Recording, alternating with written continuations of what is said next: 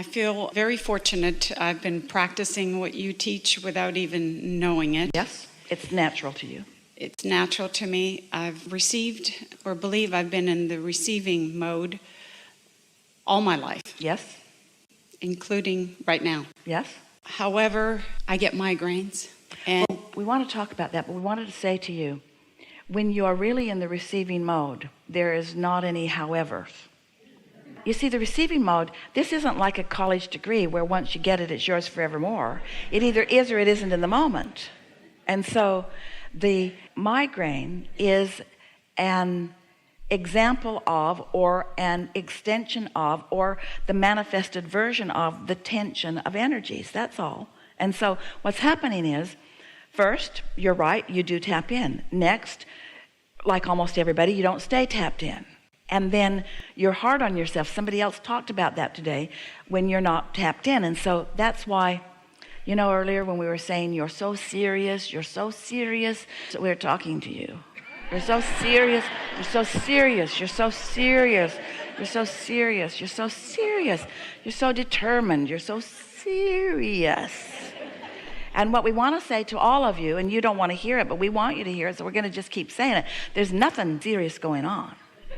Everything's in flow, everything's unfolding just right. But when you take too much responsibility on yourself, here's what it really is about. And we're speaking to everyone, especially you, but we're speaking to everyone with these next statements. When you are aware of your life, mostly from the manifestational stance in which you are standing, where you're seeing and hearing and smelling and tasting and touching the present outcomes, the present outcomes, the present outcomes. There's not enough leverage in that awareness to really have any power. All the power is over here in a better feeling place. And so that's why we use words like trying too hard or too much effort. It's like pushing a noodle. You just can't get it done. And so what that requires is starting again. And we don't mean starting over. We mean in this moment, releasing all the resistance and then finding a new alignment and then proceeding. But if you start in the middle and proceed, then you bring your attention with you. So now think about, you're really going to like this. Think about what we were talking about earlier. We felt you all receive it when we were talking about it. Getting ready to be ready to be ready, getting ready to be ready to be ready to be ready. You're following that. We like that you're getting that. So satisfaction all the way along, satisfied and more, satisfied and more, satisfied and more, satisfied and more.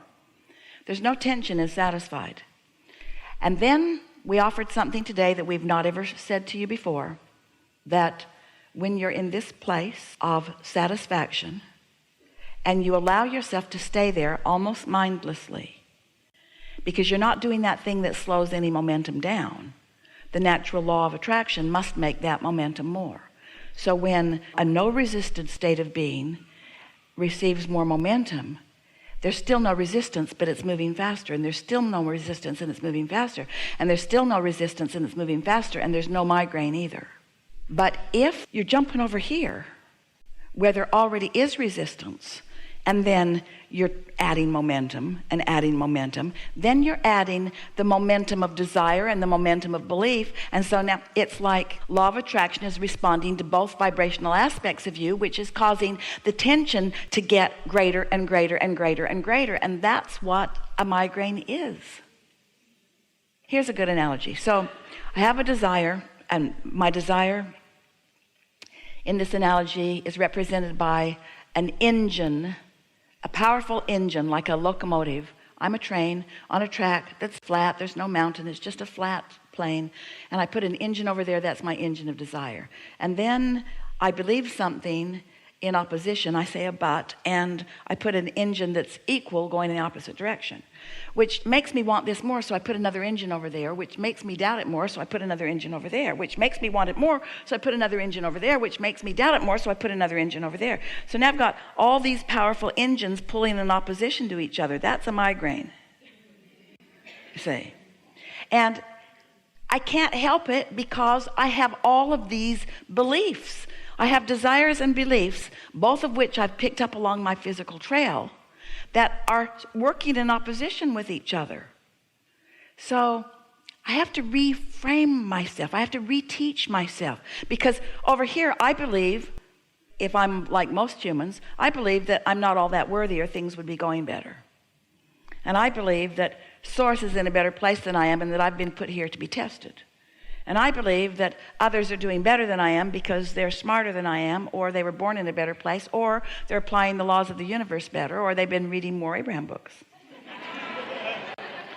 I believe things that work against me. I don't mean to believe them, but I've observed and then I've come to flawed premises. So I have beliefs, if I'm like most humans, that are not serving me. And so I've got desires and beliefs that don't serve me. And if I keep just starting there, then I build momentum by my attention to my subjects.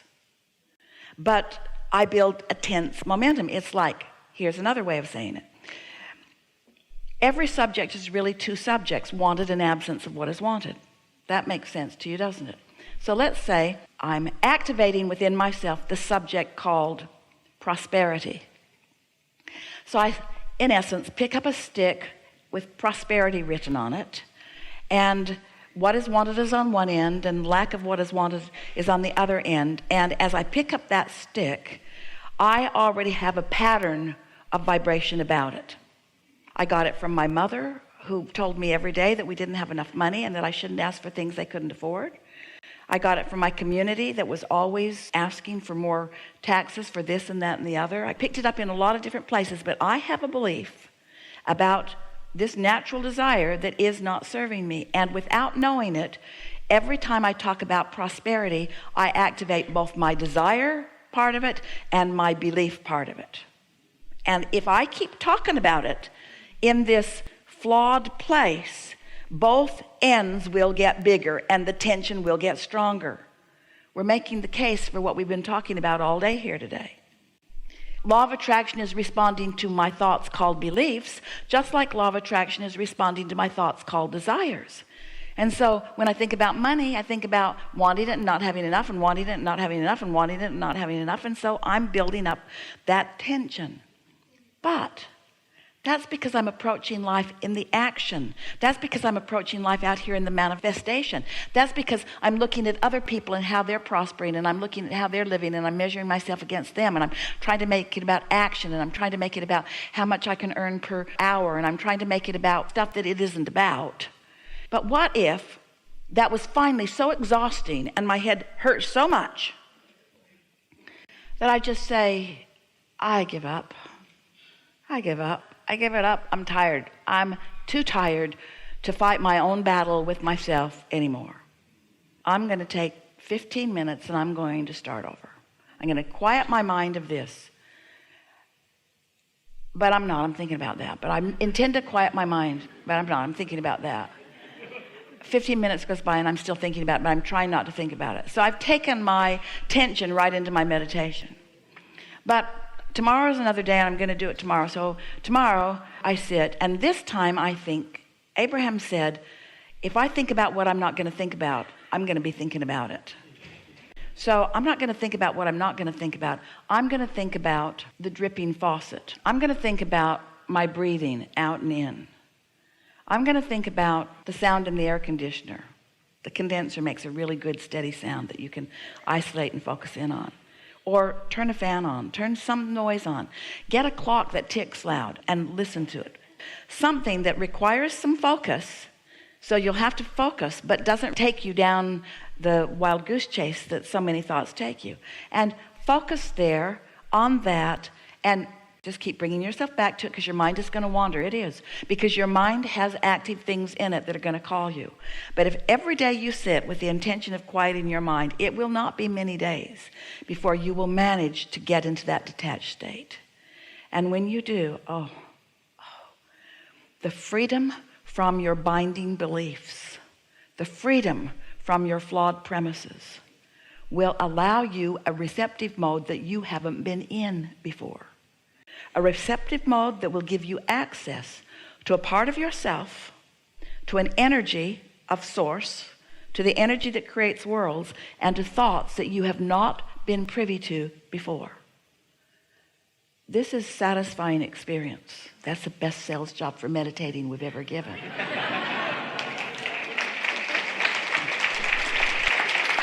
And so it's like pushing the reset button. It's like every hindering belief that I've ever held is in a different place now, and every productive belief that my inner being has been tending in the garden of the vortex is now more accessible to me. I'm more in the receiving mode than I've ever been before. And as those thoughts begin to flow, oh, they're thoughts that just feel like freedom and feel like satisfaction. It feels like comfort. It feels like well-being. As those thoughts come to you, there's a relaxation in your body. There's a cellular awareness. There's a communication between the trillions of cells in your body and their non-physical counterparts. In other words, you know, your cells have an inner cell too. Everything's communicating, and just feel yourself lighter and lighter until you can't even tell you're sitting in the chair. It doesn't even really matter where you are. You are detached from the physical, which means you are attached from everything that has ever bound you. And now that you're detached from everything that has ever bound you, now who you really are and what you really know can come forefront into your mind. Do a little bit of that and watch what happens in your life experience. I believe I can get there, but I can't get there From here. from here. When I'm in excruciating pain. That's not the time. Oh, that's the last time. So no, take a pill and go to bed. What? But that's not the time. I'm like a rubber cars, and I got a train going 100 miles an hour that way, and the other engine's going 100 miles an hour that way, and I am being stretched. And under those conditions, I'm not going to find a pleasant thought. That's the time to just do your best to become unconscious. so when the pill doesn't work, because lately that's where I'm at. But see, here's the thing. It's not always where you are. And any conversation that we have with you about that is just reinforcing that belief. So we're just not going to talk with you about that anymore. And we're not denying that it's real. But this is the reality that we're trying to get you to ignore. And you say, I hear you, Abraham. And boy, oh boy, I am the first person that would like to ignore this reality. But it's screaming pretty loud in my experience. And we say, it'll scream less loud all the time. Watch and see. It will. It just will. Because it is a byproduct of what you haven't been doing over here. And when you start getting to this, that will become less and less and less. It is our promise to you. It's energy. It's energy manifested. Every manifestation is energy manifested. Everything that everyone is living is about what they've been doing with the energy. It's the manifestation of the energy. Every single time, no exceptions. Do you know, if your inner being wasn't loving you so much, when you're mad at someone, it wouldn't hurt so much. Your inner being is so aware of the perfection of your cellular apparatus, and if your inner being didn't hold that knowledge, then getting crossways of it wouldn't give you pain. Esther has said to us a time or two, Abraham, stop knowing what you know, because your knowing what you know is causing me a lot of distress. So I wish you'd just take a nap, Abraham. Just take a nap. Just stop pulling. Just stop pulling, because I can't, and I think you can, so just stop it. But we never do. You have to make the adjustment into the well-being. Helpful? Very good.